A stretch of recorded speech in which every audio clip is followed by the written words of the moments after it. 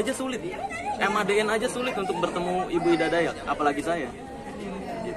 Sangat merugikan saya, luar biasa merugikan sekali. Tapi ya kalau saya pribadi, saya cukup menyampaikan sekali aja pernyataan tentang faktanya kayak gimana. Saya nggak pernah menyebut Ibu Ida Dayak dukun. Itu kan hoax-hoax yang beredar tuh. Wah, pesulap merah menyebut Ibu Ida Dayak dukun. Wah, pesulap merah tuh meragukan kekuatan Ibu Ida Dayak. Enggak. Padahal saya menyebut pengobatan Ibu Ida Dayak itu biasa aja karena saya udah menemukan yang kayak gitu banyak.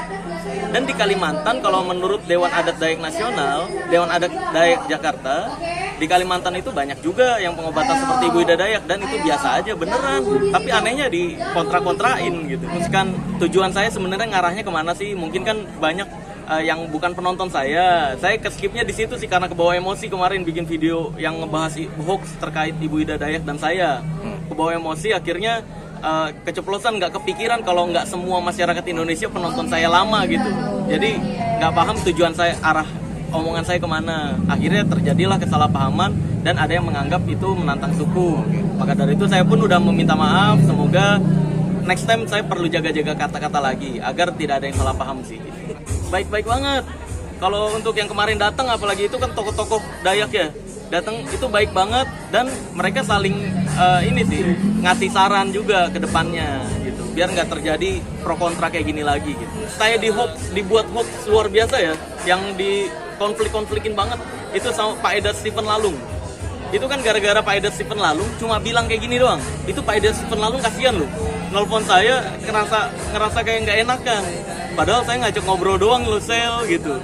Tapi malah diberitainnya pasukan merah lah datang ke Indonesia. Nggak ada pasukan merah datang, nggak ada. Itu berita hoax semua. Pak Eda Stephen Lalung juga ngajak ketemu untuk ngobrol, untuk kasih tahu adat Dayak kayak gimana gitu. Cuma dipotong, akhirnya menimbulkan kesalahpahaman. Pas saya dengerin sih, iya juga sih, saya baru ngeh, oh iya juga sih nih, kalau bukan penonton saya pasti ngiranya nih nantang suku nih gitu. Makanya saya minta maaf sama orang-orang yang menganggap saya salah. Iya betul, ya udah, saya betul masih kurang menjaga kata-kata lah.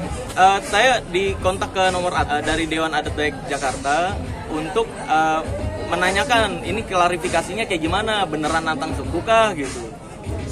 Ditanya, terus saya diundang ke kantornya, ya saya datang karena memang saya sebagai itikat baik gitu loh.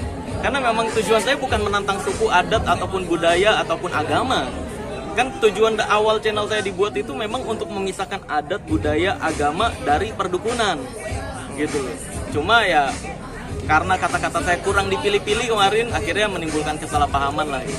Ada di konten saya lengkap tuh pertemuannya ngapain aja, dan di situ membahas tentang kena sanksi adatnya apa gitu kan. Kayak kemarin saya harus menyiapkan guci ada 6 guci naga.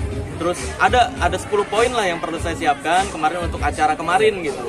Ini untuk simbolis gitu, dan sebagai sanksi juga bahwa nih pesulap merah udah minta maaf loh atas perkataannya yang menimbulkan kesalahpahaman. Kepercayaan adat ada angka 7 apa gitu, 777.777 gitu lah. Uang ya itu uang itu doang, 777.777 itu untuk keperluan apa gitu, ada artinya, filosofi. Terus sama guci 6, sama kemarin babon, ada ayam juga, buat itu kayak buat makan-makan di sana sih.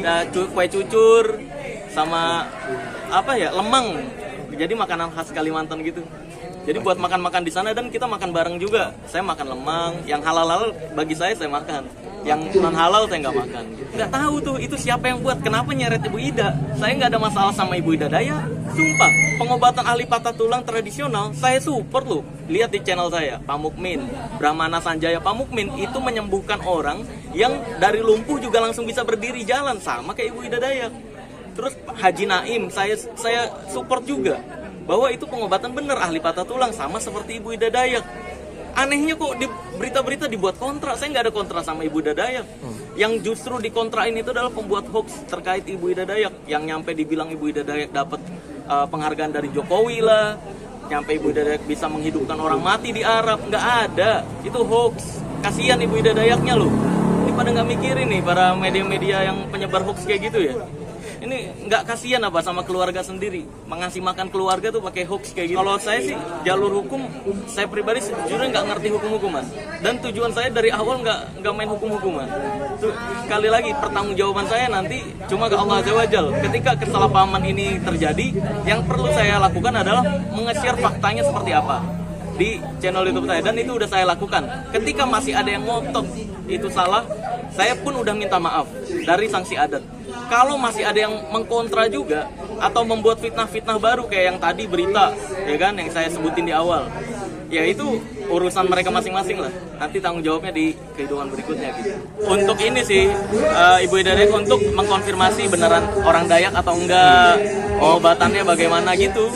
Mau ngobrol juga katanya silaturahmi karena udah lama juga gitu. Di sini nggak kumpul orang-orang Dayak di Jakarta gitu. Tapi ya next time saya akan jaga kata-kata lagi ketika menyebut wilayah, tapi ketika menyebut dukun tidak akan pakai oknum. Tidak akan. Saya tidak akan menjaga kata-kata ketika mengejek, menghina, dan membongkar penipuan perdukunan. Nggak akan jaga kata-kata kalau dukun. Kalau ada yang mau nyantet, welcome.